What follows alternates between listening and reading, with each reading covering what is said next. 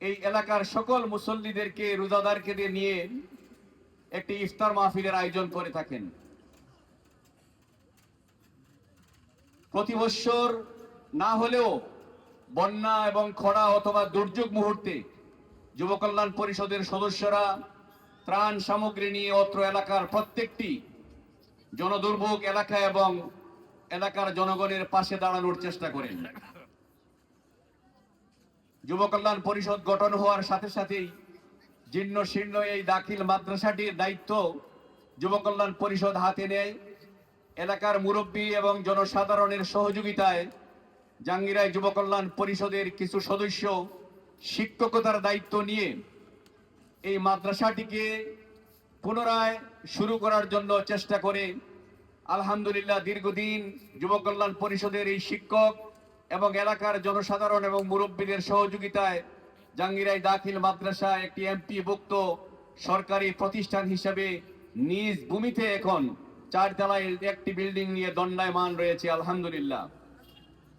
প্রিয় এলাকাবাসী, জাঙ্গিরায় যুব কল্যাণ পরিষদ প্রতি বৎসর মাহে রমজান মাসে দারুল কেরাত মুহাম্মদিয়ার মাধ্যমে অত্র এলাকার স্কুল, কলেজ এবং মাদ্রাসার ছাত্রদেরকে শুদ্ধ এবং সহি করে কোরআন তেলাওয়াতের জন্য একটি দারুল কেরাত মুহাম্মদিয়া নামক প্রতিষ্ঠান দাঁড় করিয়েছে, যার মাধ্যমে জুড়ি উপজেলার অনেকগুলো শাখা এই অঞ্চলে এসে পরীক্ষা দিয়ে থাকেন এবং বিজয়ীদেরকে আমরা পুরস্কৃত করে থাকি।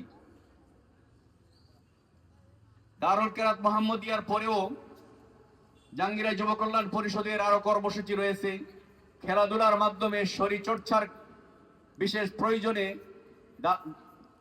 জাঙ্গিরায় যুব কল্যাণ পরিষদ খুব ব্যাপক কর্মসূচি নিয়ে থাকে এবং বিভিন্ন খেলাধুলায় অংশগ্রহণ করে কৃতিত্বের সাথে তারা বিজয় নিয়ে আসে। সর্বোপরি আজ থেকে মাত্র 5 বছর পূর্বে জাঙ্গিরায় যুব কল্যাণ পরিষদের সদস্যরা অত্র এলাকার মুরব্বী এবং সকল জনসাধারণকে সাথে নিয়ে একটি হাফিজি মাদ্রাসা প্রতিষ্ঠা করেন। আল্লাহর মেহেরবানিতে কিছু বিদেশি সহযোগিতায় এবং দেশীয় সহযোগিতায় এই হিফজুল কোরআন মাদ্রাসাটি তার নিজ ভূমিতে দোতলা একটি বিল্ডিং নিয়ে চমৎকার পরিবেশে দণ্ডায়মান রয়েছে এবং প্রতি বছর এই মাদ্রাসা থেকে আমরা 5 থেকে 10 জন ছাত্রকে পাগড়ি প্রদান করে থাকি।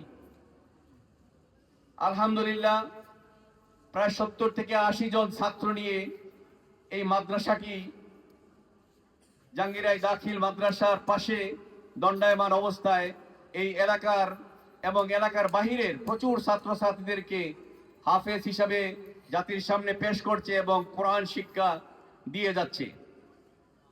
তারই ধারাবাহিকতায় এবারও আমরা 10 জন ছাত্রকে পাগড়ি প্রদান করব, যারা এই বছরই হিফজ কমপ্লিট করেছেন। হাফিজি কমপ্লিট করা 10 জন ছাত্র আপনাদের সম্মুখে এখন আলহামদুলিল্লাহ সুন্দরভাবে তারা দাঁড়িয়েছেন। আমি এক এক করে তাদের নাম ঘোষণা করব এবং আজকের এই অধিবেশনের প্রধান অতিথি মুফাসসিরে কোরআন হযরতুল আল্লামা মাওলানা অধ্যাপক তৈয়বুর রহমানের মাধ্যমে ছাত্রদেরকে পাগড়ি প্রদান করা হবে, পাগড়ি পরানো হবে। মাদ্রাসার সম্মানিত সভাপতি হাজী রুক্কু মিয়া সাহেব এখানে উপস্থিত রয়েছেন। আমি অনুরোধ করব রুক্কু মিয়া সাহেবকে প্যান্ডেলে নিয়ে যাওয়ার জন্য। হাজী রুক্কু মিয়া সাহেব এবং আজকের এই অতিথি দুজনে মিলে এই 10 জন হাফেজকে, যারা এবছর হিফজুল কোরআন জাঙ্গিরাই মাদ্রাসা থেকে হিফজ কমপ্লিট করেছেন, তাদেরকে পাগড়ি প্রদান করবেন ইনশাআল্লাহ।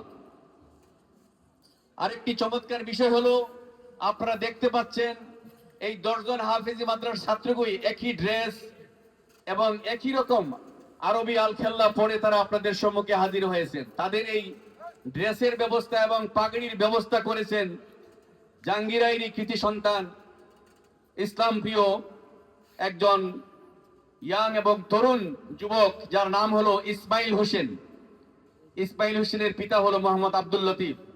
আব্দুল লতিফ ভাইয়ের ছেলে ইসমাইল হোসেন হাফেজদের জন্য এই আলখেল্লা এবং পাগড়ির আয়োজন করেছেন। আমরা দোয়া করি আল্লাহ পাক রব্বুল আলামিন ইসমাইল হোসেনের এই অনুদানকে যেন কবুল করেন, সে উসিলায় তার দুনিয়া ও আখিরাতের কল্যাণ যেন আপনারা আল্লাহ দান করেন। এ পর্যায়ে পাগড়ি প্রদান শুরু হবে। ফাঁকি দিও না।